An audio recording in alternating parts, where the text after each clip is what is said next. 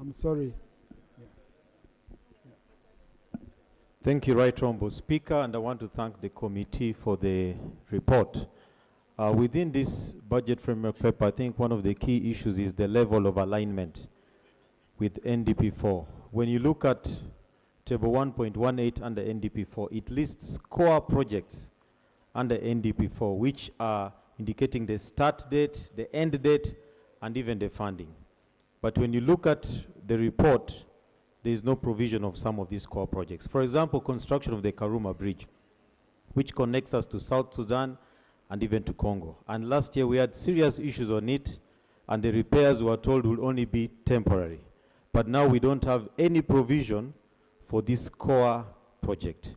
My request to the minister is to have this considered under the second budget circular. The second issue is that this budget is also an AFCON budget, because it's the last budget before we host AFCON next year in June 2027. However, one of the critical infrastructure projects, construction of the Kona-Yer, Kona-Bohe-Icheme Bobby Road, which is supposed to connect GULU city to Lira city, has not been considered. Again, I want to request that that is considered in the second budget circular. And lastly is the NRM manifesto. After approval of the NDP4, there were new commitments that came up. For example, in Lango, Acholi, and Teso, the issue of cattle restocking came up towards the campaign period, and whatever has been provided is not really substantial to address the commitments. So again, I want to appeal that let's have this aligned to some of those post-NDP4 commitments that came in during the campaign period, so that there is full alignment with the NRM manifesto, with the AFCON requirements, and also with the NDP4. Thank you. Thank you. Honourable Seungu, and then Honourable Mruri Mukasa. Thank you, Mr. Speaker. Mr. Speaker, as the law left behind, I want to thank the Minister for his presentation and the chairperson of the committee. But in my humble prayer, before I look at the issues, when you look at the minority report, Honourable Minister, the Busega Express Highway, now we are in 4 years, Masaka Road being closed at MPG, and no work is going on. Can I make a humble plea through the Speaker that since there's no work going on, kindly open this road for a time being. When you resume work, then business goes back to what you want. But imagine for 4 years, I think 4 years, we are going through MPG. And the tarmac within MPG will not be given consideration when the road is worked on. So what do we lose? Because they have put permanent fixtures on the road, vehicles which have had accidents are placed on the road, but within your powers and the Ministry of Works, sit and agree, open for us this road. Otherwise, the jam we are facing is too much. Mr. Speaker, sir, I do pray and seek, since you and the Minister of Finance, Uganda, agree on this minority report, some of the areas, why don't you sit and agree on some of the issues raised in the minority report? The moment you take that, you solve problems of this institution. It's very painful whenever a budget proposal given brought here, Mr. Speaker, and after passing the budget, nothing is implemented. The challenge goes on the members of parliament. The same members did not support the budget. But we as the institution, as an arm of government, we give you all the support you want. What makes you fail to get counter funding? Is it parliament or the weakness is on your side? That question is between you and your office and Minister of Finance. Mr. Speaker, sir, borrowing, non-performing loans. I don't know how much I can talk about. I am very interested in talking about teachers and their salaries with the commitment given by government. But should I come on the floor and say we should also borrow money for financing salaries? It shouldn't be me in this suit I'm putting on. So, but, Mr. Speaker, for me, I don't have more than what I can say from the minority report. It's the duty of the Minister of Finance and your team. Look what is in the minority report. Look what members have raised so that we avoid every time going for supplementaries. yet the planning is on your side.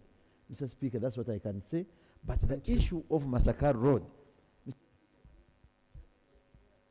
since both of us, Mr. Speaker, use the same road, there is nothing wrong by opening up that road for a time being, and when you resume your contract, your road, then you close it as you Honorable, work we on that have part. provided money, now they should resume work and finish. Yeah? You remember we passed a loan here. Yes, Honorable Minister Mururi Mukasa.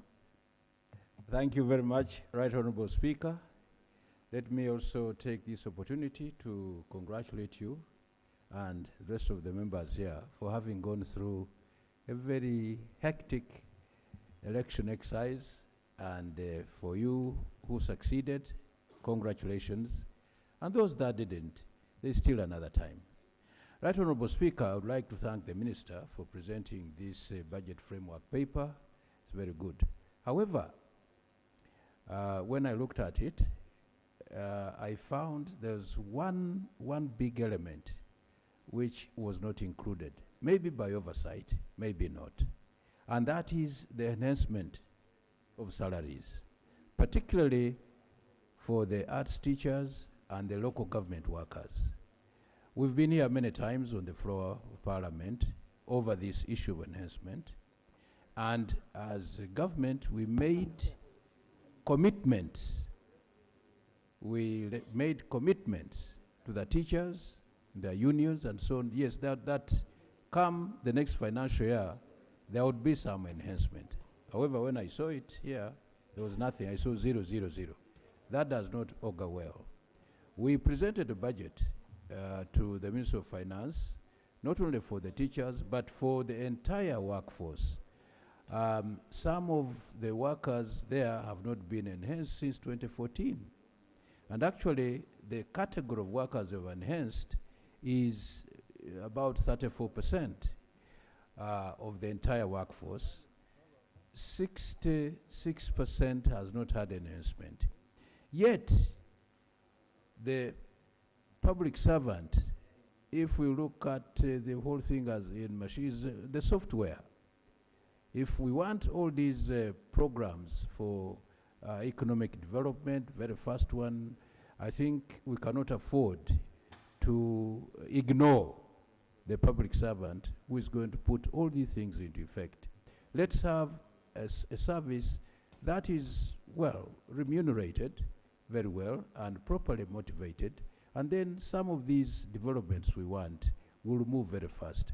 I wish to implore the Minister of Finance that in the next budget circular that is coming, surely that aspect of enhancement, particularly of the teachers and the local government workers, is not left out. Thank you very much. Thank you. Now, Honourable Minister, I don't know whether the second budget code circular comes to Cabinet, but I would urge that also be alert in Cabinet, because whatever comes here is from Cabinet.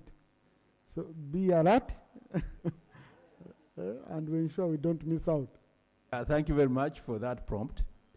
I've actually been alert, and my colleague here is aware that when it comes to that, I've never slept.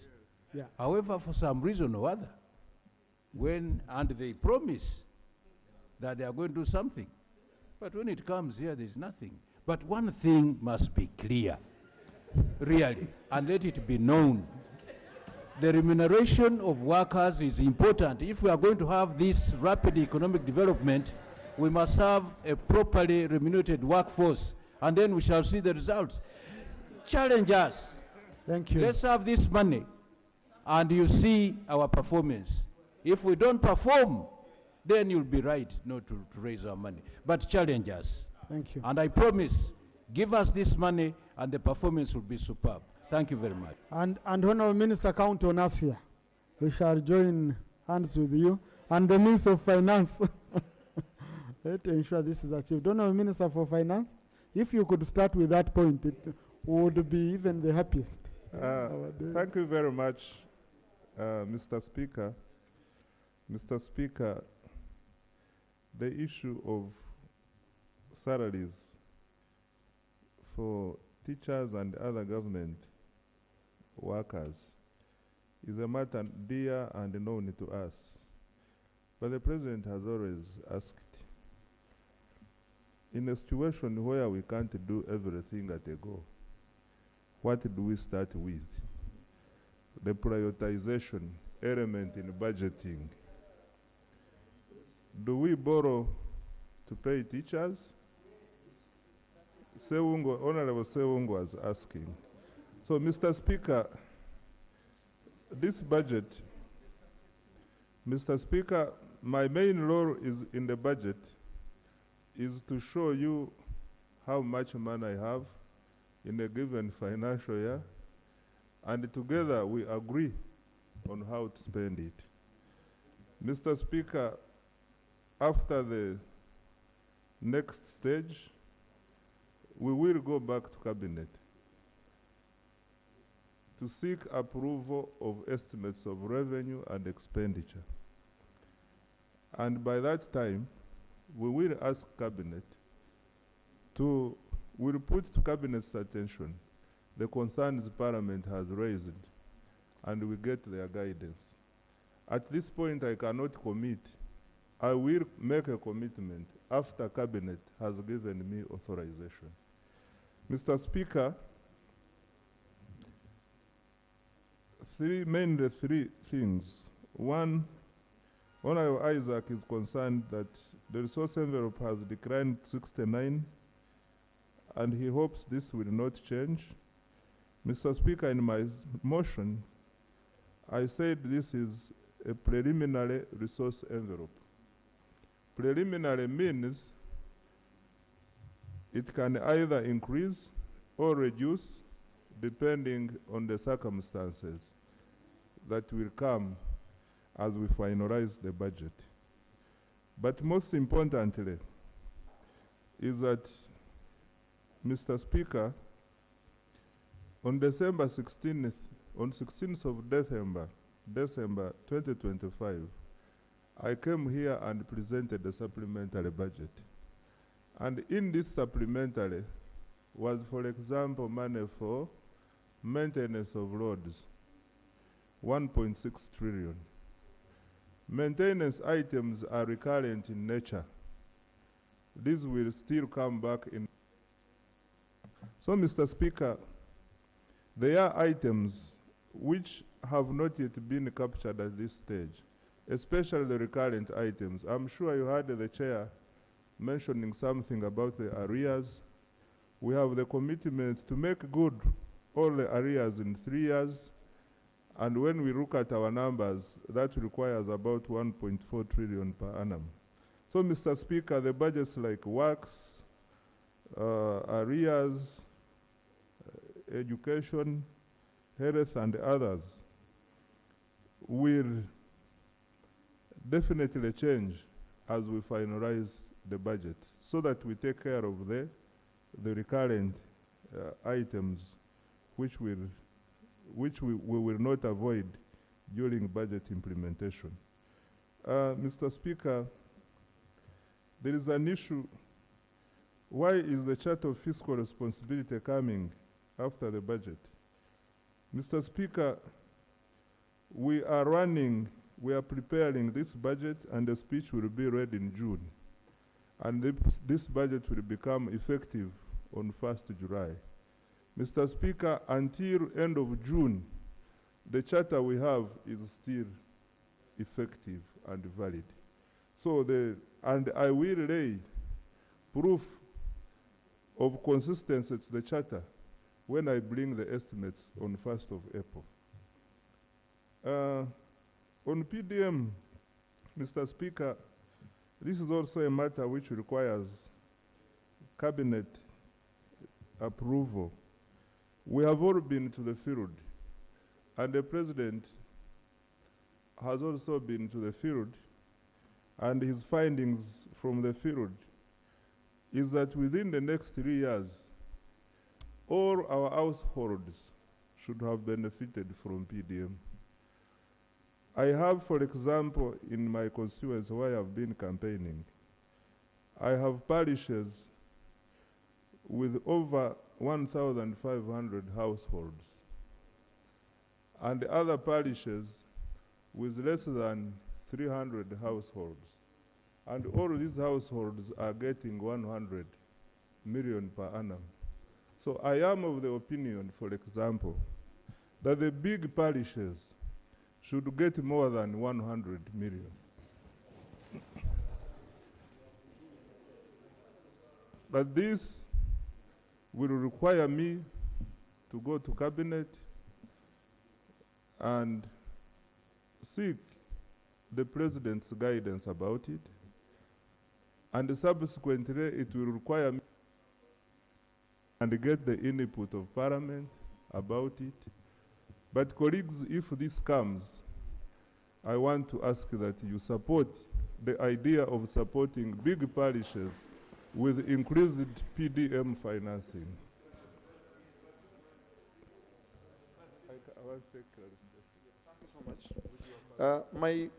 My question was so much on whether we've done any review to see how effective it is.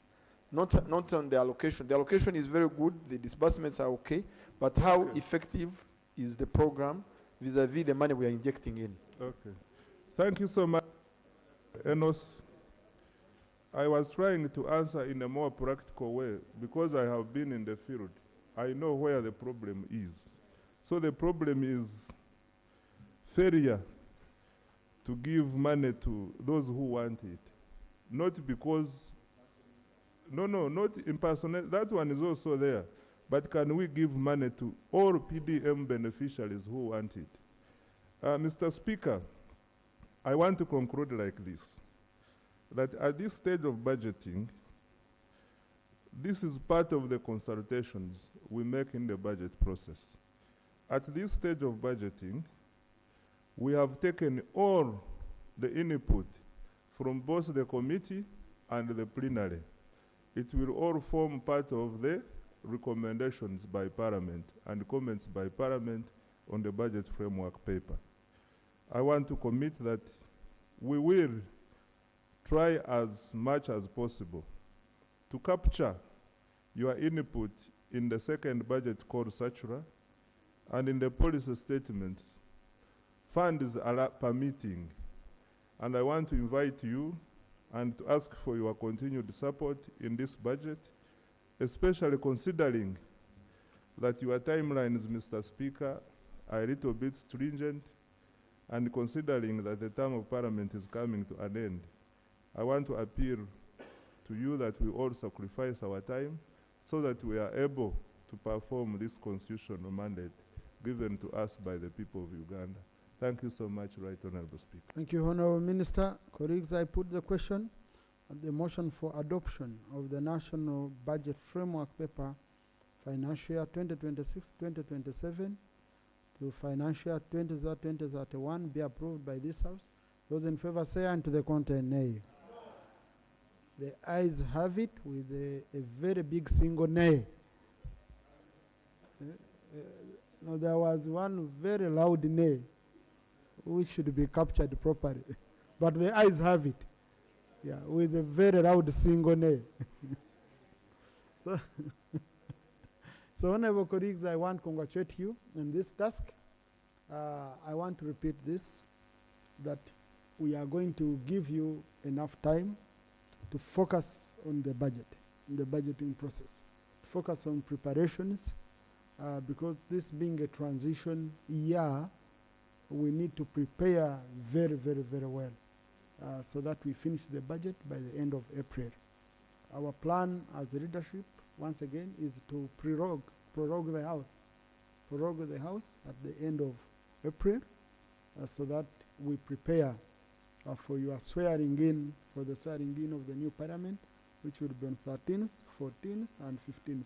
Because the President will be sworn in on 12th, and we want to take opportunity of the people you would have brought to attend the President's swearing in, and then yourselves being in Kampala, so that it is done at once.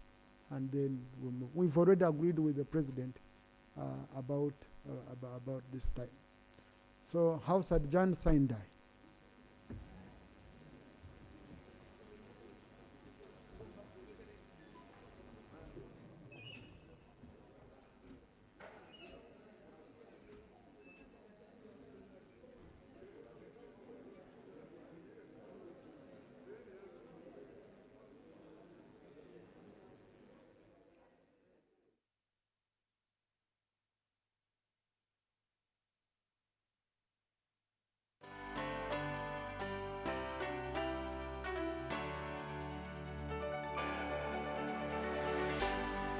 UBC, inspiring Uganda.